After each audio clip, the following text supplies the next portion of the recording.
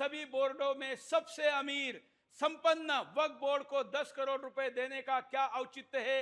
ये मेरा पहला प्रश्न है जो बिंदास बोल में मैं आपके सामने ले रहा हूं कि जो सबसे अमीर है ऐसे बोर्ड को महाराष्ट्र सरकार क्यों पैसे दे रही है?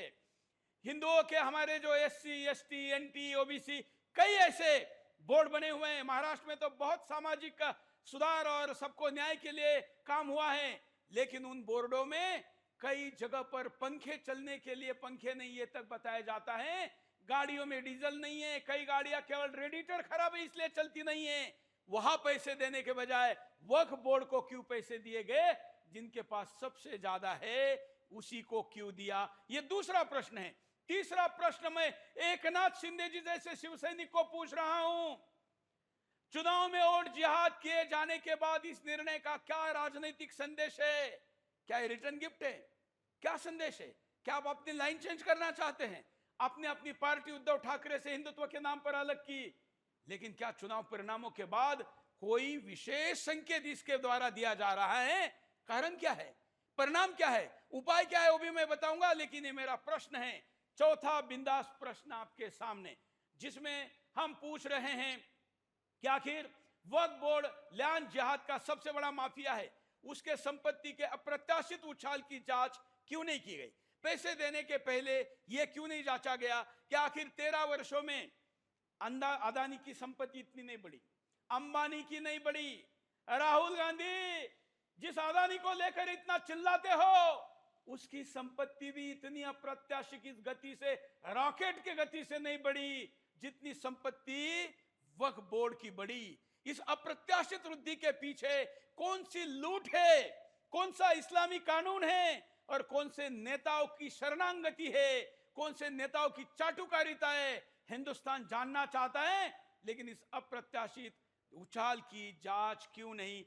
चौथा प्रश्न। पांचवा प्रश्न आपके सामने लेकर आ रहे हैं, जिसमें हम पूछ रहे हैं कि आखिर क्या यह पूछा गया कि बोर्ड ने कितने हिंदू मंदिरों पर कब्जा किया है, उसे कब्ज मुक्त किया जाएगा? मैं स्वयं साक्षी हूं।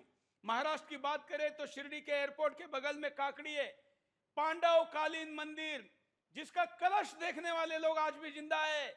उसके ऊपर अचानक से खेती कैसे होने लगी? मंदिर कहा गया? शिवलिंग पर मट्टी कैसे आई?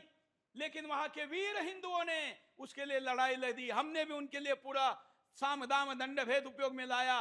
बाद में उसके नीचे शिवलिंग निकला। वो संपत्ति भी वक्फ बोर्ड के पास आई थी।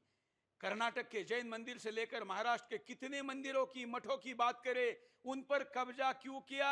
उसे कब मुक्त करोगे? ये पूछे बगैर आखिर 10 करोड़ रुपए कैसे दिए?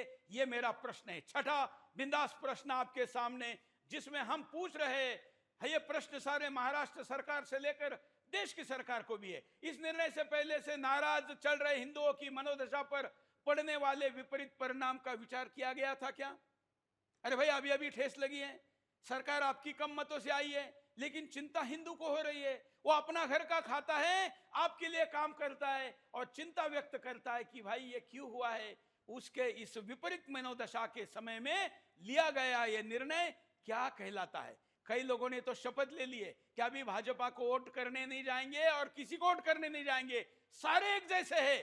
ऐसा मनोदशा बनने के लिए फिर निर्णय लेने वाले आप लोग जिम्मेवार नहीं तो कौन जिम्मेवार है? ये मेरा प्रश्न है। सातवां बिंदास बोल का प्रश्न आपके सामने, आखिर यह कहा जाए कि सत्ता देने वाले हिंदुओं के किसी मंदिर को पैसा क्यों नहीं दिया? ऐसे हजारों मंदिर है, महाराष्ट्र में भी ऐसे कई मंदिर है जिन मंदिरों तक दिया भी नहीं पहुंचता है, घंटी भी नहीं बजती है, और कई ऐसे भी मंदिर है जहां पर जिहादी मंदिर तक पहुंचने नहीं देते हैं।